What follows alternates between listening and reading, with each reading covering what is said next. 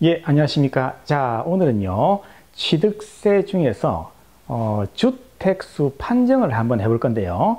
자, 우리가 1세대 2주택, 1세대 3주택 이상, 이렇게 다주택자는 취득세를 중과하는 그런 규정이 있지 않습니까? 그것 때문에 내가 집이 한 채냐, 두 채냐, 세 채냐, 이게 굉장히 중요한 그런 문제가 됐습니다. 그래서, 내가 집을 가지고 있는데, 아니면 내가 집을 사는데, 이게 주택수로 들어오느냐 마느냐 이걸 갖다가 이제 세법에서는 여러 가지로 규정을 하고 있습니다. 그걸 한번 하나하나 보겠습니다.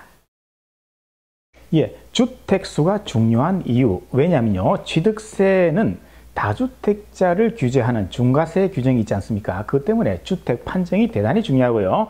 관련법은 여기에서 규정을 하고 있습니다. 자, 지금부터 시작하겠습니다. 자, 일단 세대 개념을 갖다 우리가 먼저 저번에 했죠. 자, 그래서 주민등록표상에 같이 등재가 되어 있다. 그러면은 1세대로 본다 그랬죠. 그래서 이 사람 중에서 어느 한 사람이라도 집을 사면은 이제 1주택으로 카운팅이 되죠. 이 사람이 사면 1주택, 이 사람이 사고 또 이 사람이 사면은 2주택자가 된다. 그렇게 이제 1세대 개념을 받고요. 이제 주택 개념을 한번 주택 그 숫자를 한번 보겠습니다. 자, 우리가 이 주택 숫자가 왜 중요한가? 그거는 저번에도 설명드렸습니다만은, 자, 우리가 다주택자 중과세 때문에 주택수가 대단히 중요한 거 아니겠습니까? 자, 집이 한 채 있는데 조정 대상 지역이 아닌 곳에 내가 샀다. 그러면은 이때부터 이제 세 채부터 이제 8%, 12% 이렇게 되고요. 그리고 조정 대상 지역일 때는 이제 두 채부터 이제 8%, 세 채 12% 이렇게 중과가 되기 때문에 내가 산 집이 주택수에 들어오느냐 안 들어오느냐 이게 굉장히 중요해졌다고 볼 수 있죠.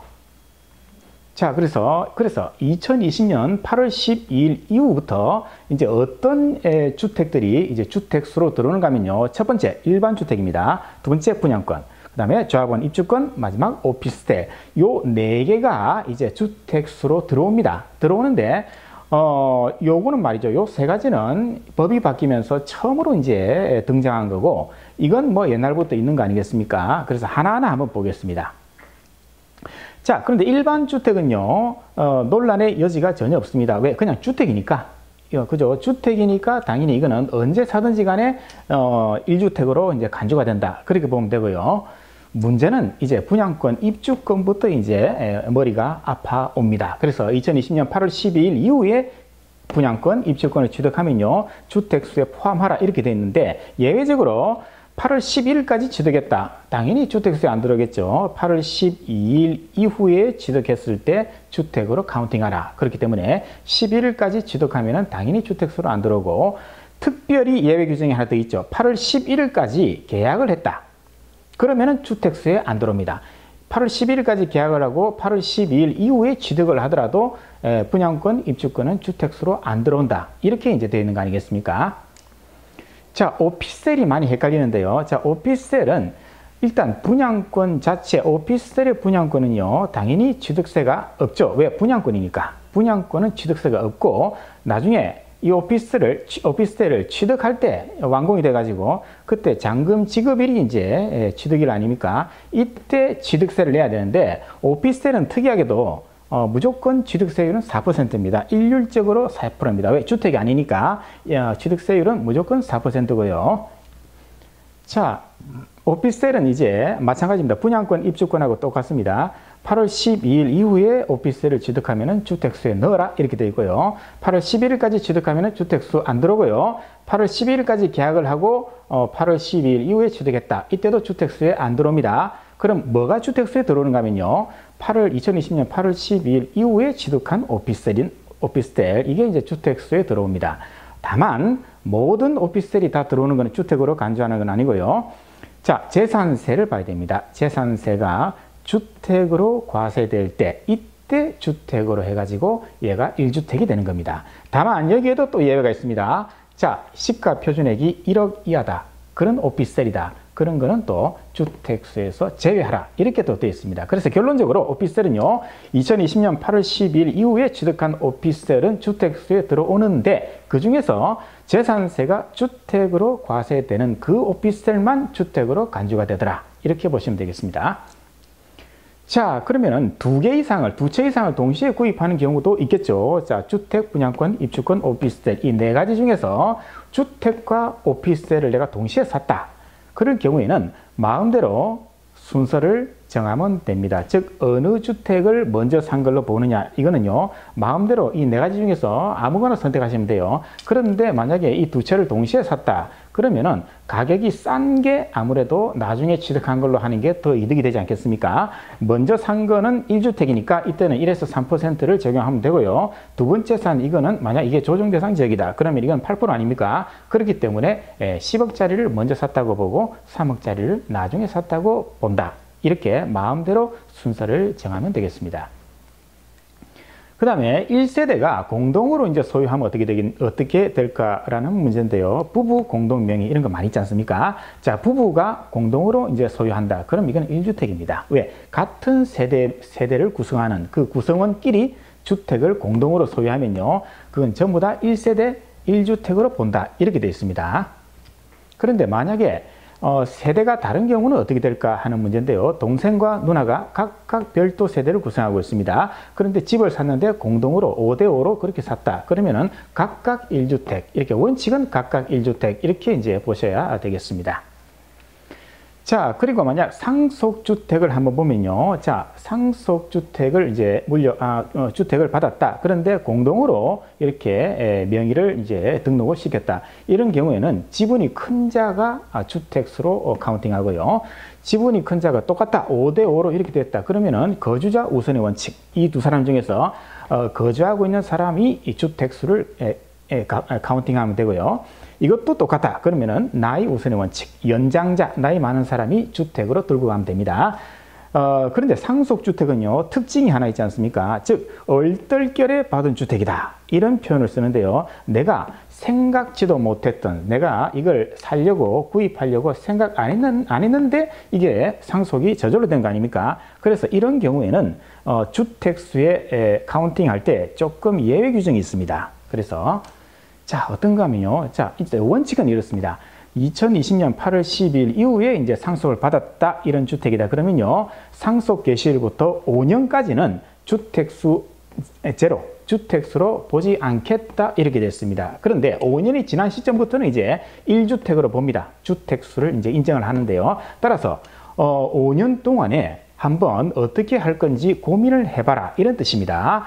그런데 내가 2020년 8월 12일 전에 그러니까 8월 11일까지 내가 상속 개시일이 있어가지고 이렇게 상속을 받았다 이러면은 이런 사람들은 사실 이런 새로운 규정이 들어와서 이게 주택수로 잡힘으로 인해서 나중에 중과세를 받는 그런 불이익을 모르는 상태에서 우리가 상속을 받은 거 아니겠습니까? 그렇기 때문에 자 2020년 8월 11일 이전에 8월 11일까지 상속을 받았다. 그런 경우에는 무조건 8월 12일 이때부터 5년을 새로 카운팅을 하면 됩니다. 즉 이때부터 5년 동안은 주택수가 제로다 이 말입니다. 그죠? 그래서 상속 개시일이 2020년 8월 11일 이전이다. 그러면은 무조건 8월 12일부터 5년 동안 주택수가 없다. 이렇게 이제 판정을 합니다. 그리고 5년이 지난 다음에 주택수로 이제 판정을 한다. 이렇게 되겠네요. 자, 눌러보시죠. 자, 우리가 주택수 제외입니다. 자, 우리가 내가 주택을 하나 샀습니다. 그런데 그 주택은 주택수에서 제외하는 규정이 있습니다. 즉 내가 이 집을 샀는데 이건 주택수에 넣지 마라. 이런 규정이 있습니다. 그거하고 우리 세법에서 혼동하기 쉬운 거는요. 중과 대상 주택 제외라는 그런 규정이 따로 있습니다. 그래서 이거하고는요. 굉장히 비슷해요. 비슷한데 두 개 차이는요. 주택수 제외하는 거는 요 집 전부 다 주택수에 넣지 마라. 주택수 자체를 제로로 보아라. 이런 뜻에서 주택수 제외고요. 중과 대상 주택은요. 이 상태에서 내가 새롭게 집을 샀는데 이 집을 중과 대상 주택에서 빼라. 취득세 중과를 안 하겠다. 이런 뜻에서 중과 대상 주택 제외라는 규정이 있고요. 두 개는 거의 비슷하지만은 약간 차이가 있습니다. 그래서 주택수 제외 오늘은 이걸 볼 겁니다. 자, 일단 시가 표준액 1억 이하인 주택을 내가 샀다. 그러면은 주택수에 넣지 마라 이렇게 됐습니다. 너무 싼 주택이기 때문에 가격이 싸기 때문에 투기 목적하고는 거리가 멀다. 그래서 이런 주택은 내가 아무리 많이 가지고 있어도 주택수에 포함시키지 않습니다. 그렇기 때문에 이때는 혜택을 주겠다 이런 뜻인데요. 다만 나중에 1억을 초과하면 어떻게 하느냐. 그때는 주택수에 넣어야 됩니다. 예를 한번 들어보면요. 자, 1억 이하 주택을 내가 하나 가지고 있습니다. 그리고 서울에 주택을 하나 샀습니다. 조정대상 지역이죠. 그러나 이 주택은 시가 표준액 1억 이하이기 때문에 주택수에 넣지 마라. 그럼 이 상태는 1주택이 되는 거 아닙니까? 조정대상 지역이라도 1주택이니까 1에서 3% 표준세율을 내면 되고요. 그 다음에 내가 새로운 주택을 하나 더 삽니다. 더 샀는데 얘가 이 마지막 이 세 번째 주택을 산 시점에 얘가 1억을 초과했다. 그죠? 시가 표준액이 1억을 초과했다. 그러면은 얘도 주택입니다. 주택, 1주택, 1주택, 1주택. 그러니까 3주택자 아닙니까? 3주택자이기 때문에 자, 3주택자부터는 몇 %입니까? 자, 한 번 더 눌러보시죠. 그렇죠. 8%가 아니라 12%죠. 조정대상 지역에 내가 3주택자가 샀다. 그러면은 12% 아닙니까? 그래서 취득 시점에 내가 기존에 있던 이 주택이 1억 이하인지 1억을 초과했는지를 판단을 또 해야 되는 그런 또 번거로움은 있습니다. 그러나 원칙은 시가 표준액이 1억 이하 주택은 주택수에 넣지 마라. 이게 첫 번째 주택수 제외고요.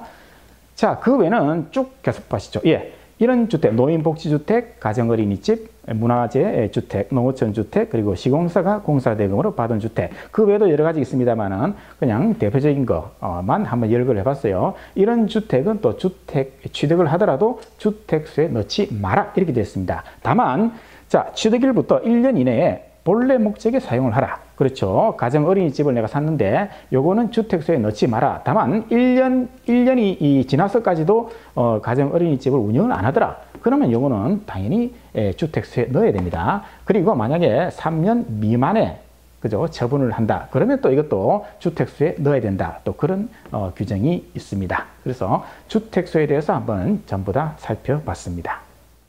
예, 이상으로 주택수 판정에 대해서 한번 알아봤는데요. 자, 우리가 1세대 그리고 주택수가 몇 채인가 이 두 가지 개념은요 2020년 8월 12일부터 등장합니다. 따라서 그 전에는요 세대가 1세대냐 아니면 별도 세대냐 주택이 몇 채 있느냐 이게 전혀 문제가 안 됐습니다. 그런데 이제 다주택자 중과세, 취득세 중과세 이게 등장하면서 1세대가 몇 주택이냐 이게 대단히 중요한 문제가 됐고요. 그래서 저번에 이제 1세대의 개념을 받고 이제 주택수 판정하는 거 넣느냐 마느냐 이걸 이제 오늘 본 거거든요. 그래서 상당히 이제 혼란스럽고 복잡해졌습니다.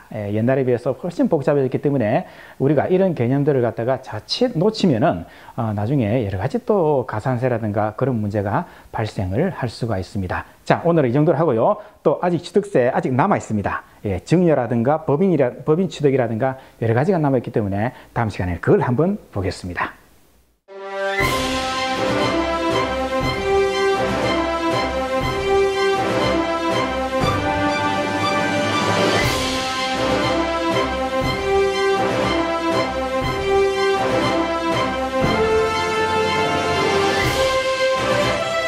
어려운 건 쉽게, 쉬운 건 더 쉽게. Easy to understand. Easy to understand.